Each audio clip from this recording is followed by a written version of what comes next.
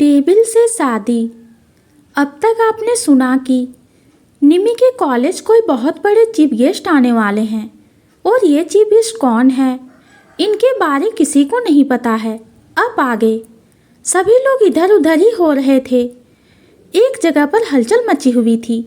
तभी principal sir हर्ष के assistant पवन को कॉल करते हैं ये पूछने के लिए कि हर्ष कब तक कॉलेज आने वाले हैं, क्योंकि फंक्शन स्टार्ट होने का टाइम हो रहा होता है और सारे हेड प्रिंसिपल सर के पास आके हर्ष के बारे में पूछ रहे होते हैं। पवन से उन्हें ये मालूम होता है कि हर्ष 2 दिन के लिए आउट ऑफ इंडिया गया है। ये बात उनके लिए थोड़ा शॉकिंग होती है क्योंकि हर्ष बहुत ज़्यादा एक्साइटेड था इस फंक्शन के लिए। अब वो ही नहीं देख सकता। खैर, प्रिंसिपल सर को कौन बताए कि हर्ष फंक्शन के लिए नहीं बल्कि निमी के प्ले के लिए एक्साइटेड था। लेकिन अफसोस उनके किस्मत में ये प्ले नहीं देखना था। मिता रियान के साथ होती है। आज रियान का भी एक सॉफ्ट परफॉर्मेंस होने वाला है। इस वजह से मिता उससे मिलने आई।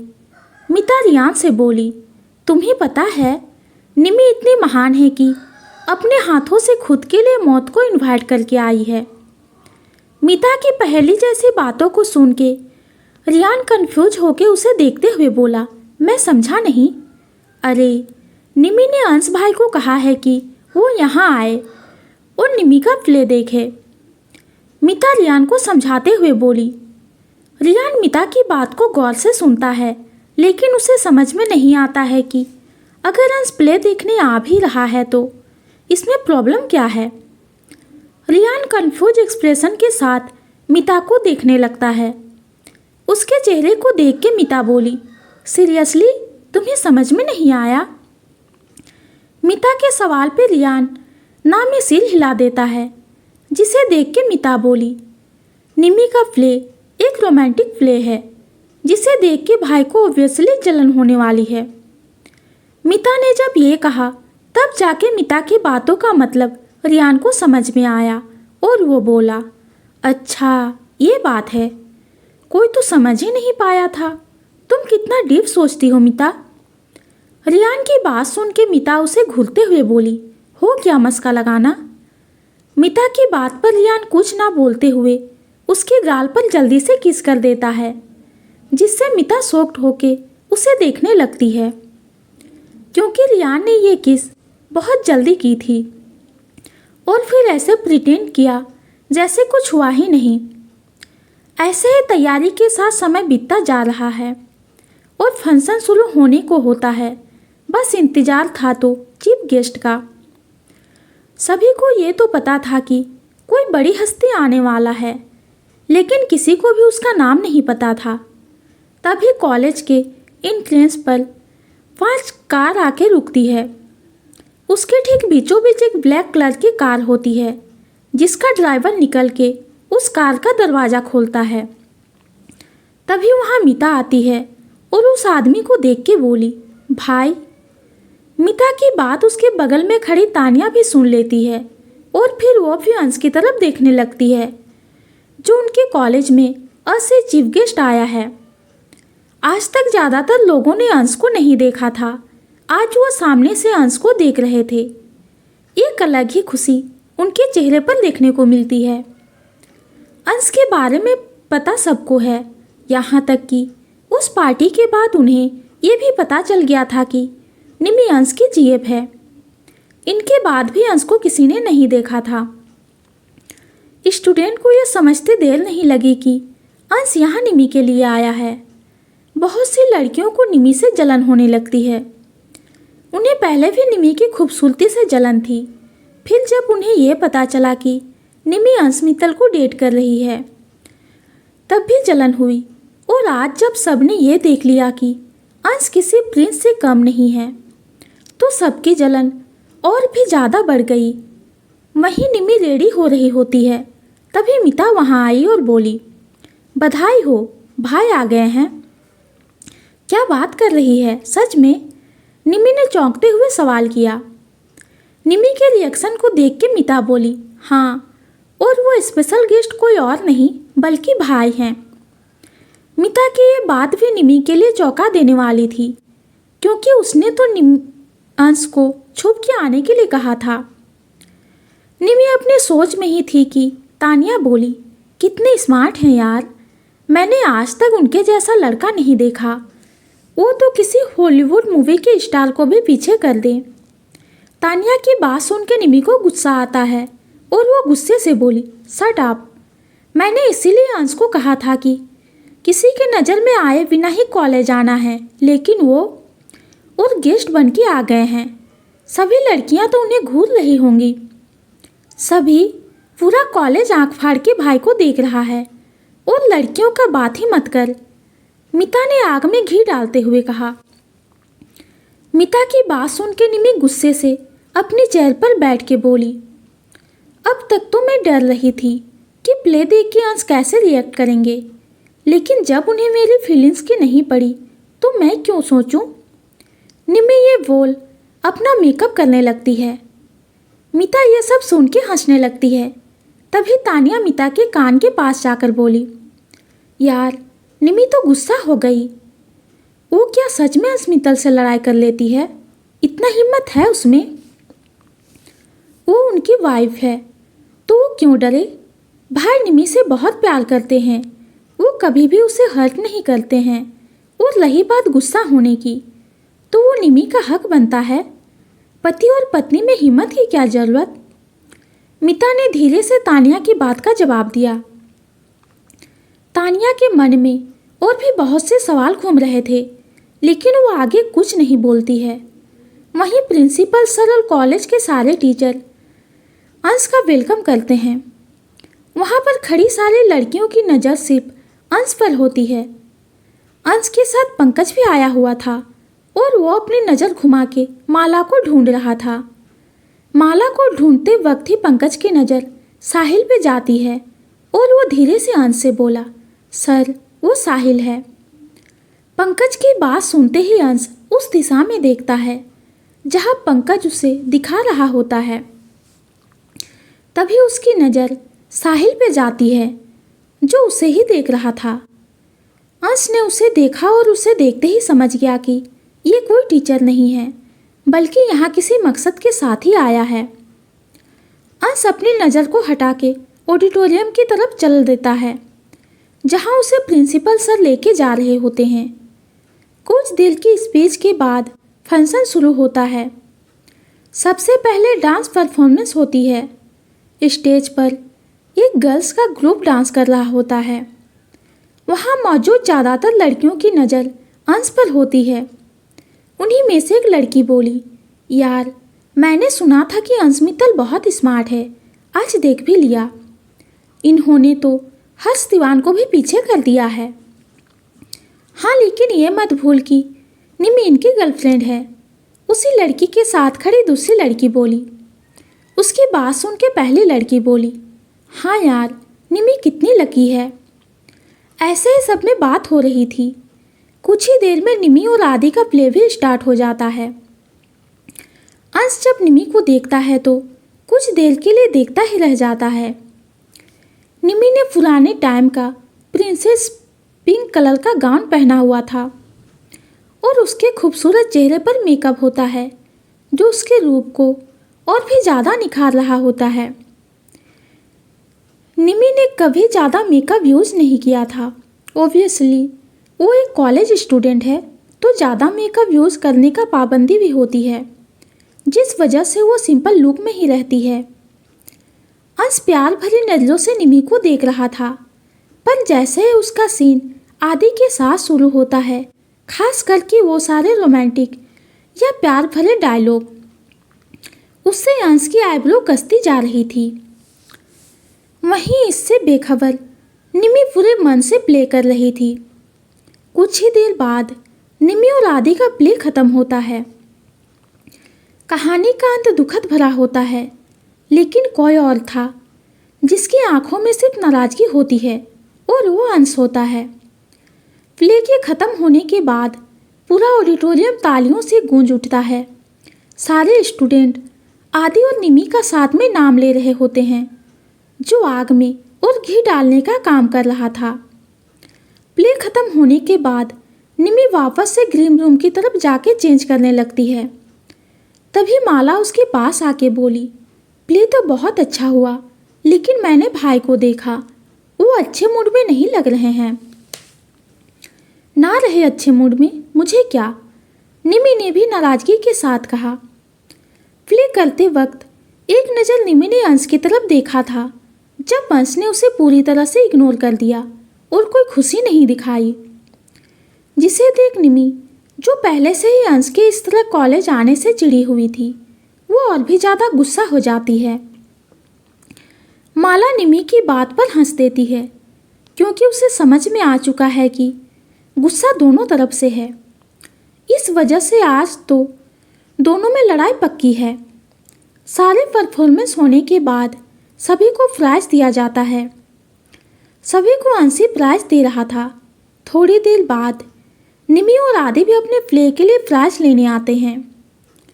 अंश दोनों को घूर के देखता है, लेकिन निमी उसे इग्नोर करके उसके हाथ से प्राइज़ लेके चली जाती है।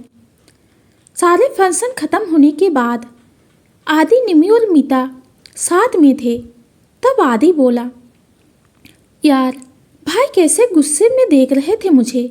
अगर पता होता वो आने वाले हैं तो मैं कभी भी इस प्ले के लिए हाथ नहीं करता।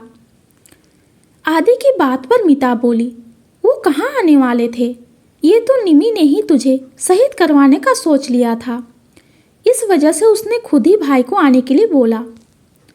क्यों निमी, तुझे मेरी खुशी और मैं हंसते हुए अच्छा नहीं लग रहा था क्या जो ये किया? आदि ने कहा। आदि और मीता की बात सुन के निमी दोनों को घूर के देखती है, फिर बोली, भाड़ में जाओ तुम दोनों, मुझे अभी बहुत गुस्सा आ रहा है। ये हमारे कॉलेज की लड़कियां कितनी बेशरम हैं। खुद का बीएफ होने के बाद भी ऐसे अंश को घूर के देख रही थी जैसे अभी खा जाएगी। अच्छा चिल कर और घर चल, क्योंकि भाई तो मुझे लगता है चले गए होंगे, मीता ने निमी से कहा। अंश जब भी निमी के कॉलेज के आसपास होता या फिर खुद भी उसे लेने के लिए कॉलेज आ जाता था, लेकिन आज अंश बिना निमी को साथ लिए ही घर चला गया था। शाम के करीब 6 बजे निमी घर आई और आते ही अपने रूम में ना जाके मीता के रूम में चली जाती है। ये देख के मीता बोली, हेलो मैडम, अपने रूम में जाओ। मैं नहीं जा रही, अभी मैं बहुत थकी हूँ और अभी गई तो लड़ाई हो जाएगी और अभी मेरे में लड़ाई करने की भी हिम्मत नहीं है, निमी ने वेट पर सोते हुए कहा। निमी की बात सुन के मीता उसे घूर के देखते हुए बोली, मैंने पहले ही कहा था, तूने सही नहीं किया, लेकिन मेरी बात तो तुझे समझ में ही नहीं आई। अब पता चला मैं क्या और क्यों बोल रही थी। अभी छोड़ ये बात मीता और मुझे रेस्ट करने दे। निमी ने यह कहा ही था कि तभी उसके फ़ोन में नोटिफिकेशन की आवाज़ आती है। वो देखती है कि अंश उसे मैसेज करके रूम में बुला रहा है। निमी मैसेज पढ़ने के बाद बोली, लगता है तू दिल से चाहती थी कि मैं तेरे रूम से चली जाऊं, इसीलिए देखो ना, अब अंशी मुझे बुला रहे हैं। ये बोल के निमी मीता के रूम से निकल जाती है। अंश अपने रूम में चेंज करके सोफे पर बैठा हुआ लैपटॉप में काम कर रहा था। जब निमी घर में आई थी उसे तभी पता चल गया था कि निमी आ चुकी है, लेकिन जब बहुत देर तक निमी रूम में नहीं आई तो उसे मैसेज करके बुलाना पड़ा। निमी रूम में आके देखती है कि अंश शांति से बैठ के काम कर रहा है। उसकी उंगलियां कीबोर्ड पर नाच रही होती है, जैसा कि पियानो पर नाच रही हो। अंश काम करते हुए सबसे ज़्यादा स्मार्ट लगता है। निमी कुछ पल के लिए उसे देखती ही रह जाती है, फिर खुद पर काबू करते हुए बोली, कंट्रोल निमी, अभी नहीं बहकना है। ये बोल निमी रूम के अंदर आके साइड क्लोसेट रूम में जाती है और अपने कपड़े लेकर बाथरूम में चली जाती है। इस दौरान अंश ने निमी को एक बार भी नहीं देखा। कुछ देर बाद निमी चेंज करके आती है और मिरर के सामने बैठ के बाल कोम करते हुए बोली, जब बात ही नहीं करनी थी तो रूम में क्यों बुलाया। निमी ने यह खुद से बोला ही था कि तभी उसके कानों में अंश की आवाज़ आई, इधर आओ। अंश की बात सुन के निमी उसकी तरफ देखती है। निमी का मन तो नहीं था अंश के पास जाने का, लेकिन फिर भी वो बेमन से चली जाती है। अंश निमी का हाथ पकड़ के उसे अपनी गोद में बिठा के उसे देखता है। निमी को अंश का ये रवैया कुछ समझ में नहीं आता है, क्योंकि उसे यही लग रहा था कि अंश को तो अभी तक उसे डांट देना चाहिए था। अंश इसके उल्टा निमी को गले लगा के बोला, अब से तुम इस तरह से प्ले नहीं करोगी जिसमें तुम्हारा डेथ सीन हो। करोगी भी तो प्लीज़ मुझे आने के लिए मत बोलना। अंश को पहले से नहीं पता था कि निमी किस टॉपिक के ऊपर प्ले कर रही है। जब अंश ने पूरा प्ले देखा तब उसकी नाराज़गी का कारण भी बदल गया। वो कभी भी सीन में भी निमी को इस तरह से नहीं देखना चाहता है, जिस वजह से उसने निमी को ऐसे प्ले करने से ही मना कर दिया। निमी को जब अंश की पूरी बात समझ में आती है तब उसे एहसास होता है कि अंश के गुस्से का कारण तो कुछ और ही था। निमी अंश के गले लगते हुए बोली, पर वो तो सिर्फ एक प्ले था और उसका एंड ही ऐसा था, तो इसमें हम चेंज नहीं कर सकते थे। मुझे ऐसे प्ले में तुम नहीं चाहिए, आगे से तुम ऐसा कोई प्ले नहीं करोगी, अंश बोला। अंश की बात सुन के निमी तो अपना गुस्सा ही भूल जाती है। उसे अंश पे बहुत प्यार आने लगता है। फिर वो अंश को देखते हुए बोली, अच्छा तो आपके गुस्सा होने का कारण ये था। मुझे तो लगा कि आपको जलन हो रही थी, इसीलिए आपने मुझे प्ले के दौरान इग्नोर कर दिया। तुम्हें लगता है कि मैं ऐसे बच्चों जैसी बातों पे जलूंगा? रही बात तुझे इग्नोर करने की, तो तुम्हारा ही लोग गुस्से वाला था, इसीलिए मैंने ऐसे दिखाया। एक्टिंग सिर्फ तुम ही नहीं कर सकती हो, अंश ने कहा।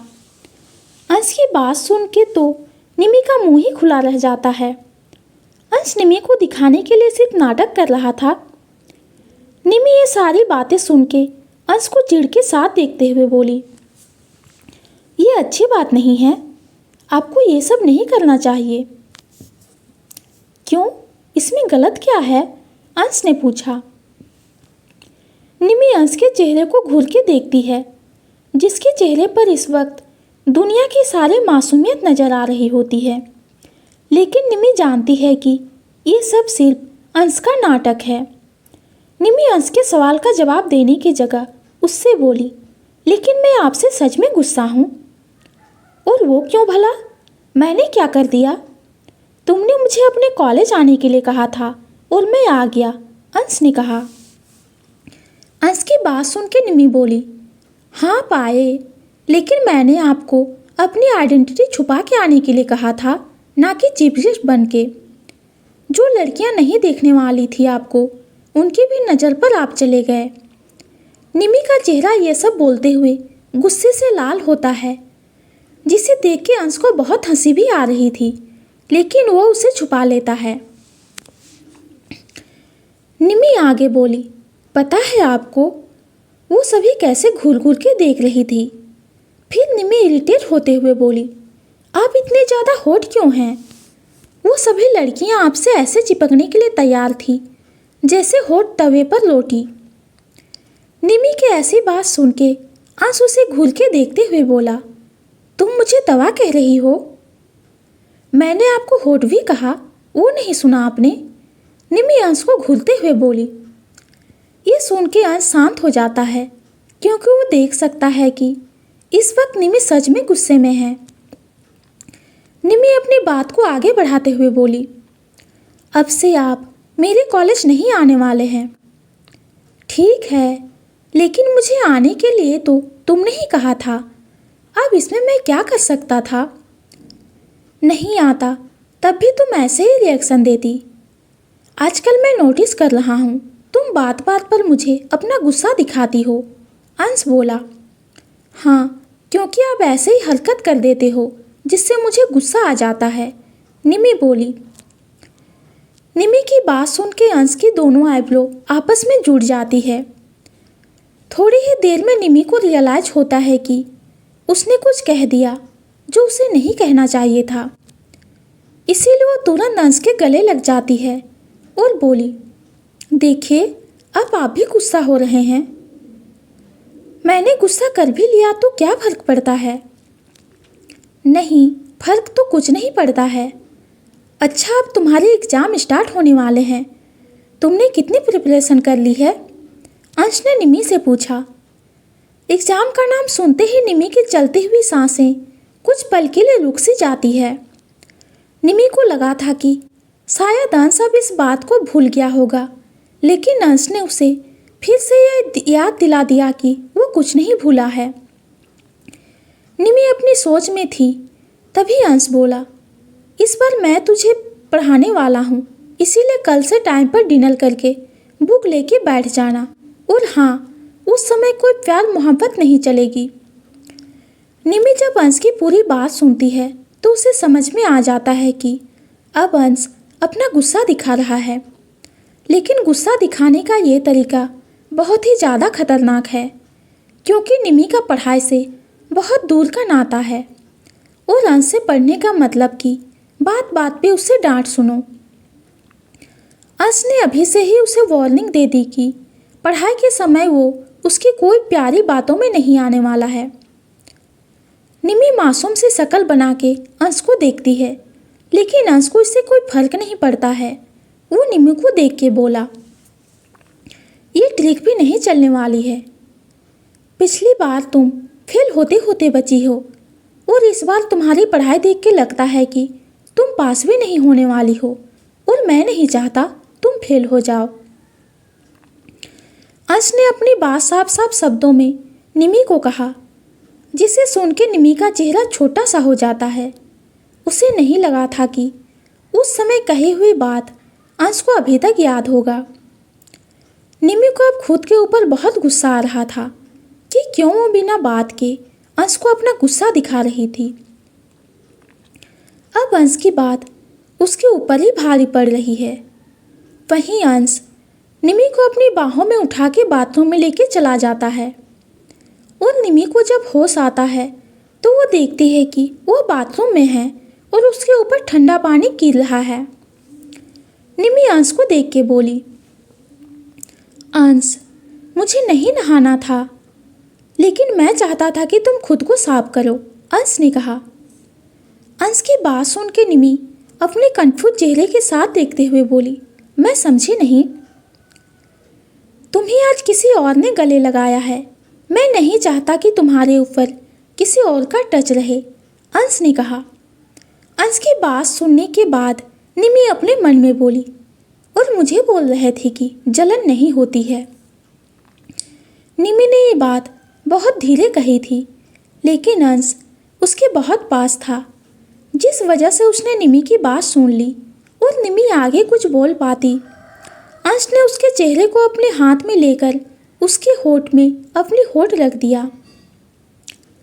अंश निमी को बहुत ही प्यार से किस कर रहा था। वो हमेशा निमी को किस करते हुए या फिर उसके साथ इंटीमेट होते हुए इस बात का ध्यान रखता था कि निमी को चोट ना लगे या फिर उसे ज़्यादा दर्द ना हो। कुछ देर किस करने के बाद अंश निमी से अलग हो जाता है और दोनों शावर लेके बाहर आते हैं। अंश स्टडी रूम में चला जाता है और अपना काम करने लगता है, और वहीं निमी फ़ोन चलाने लगती है।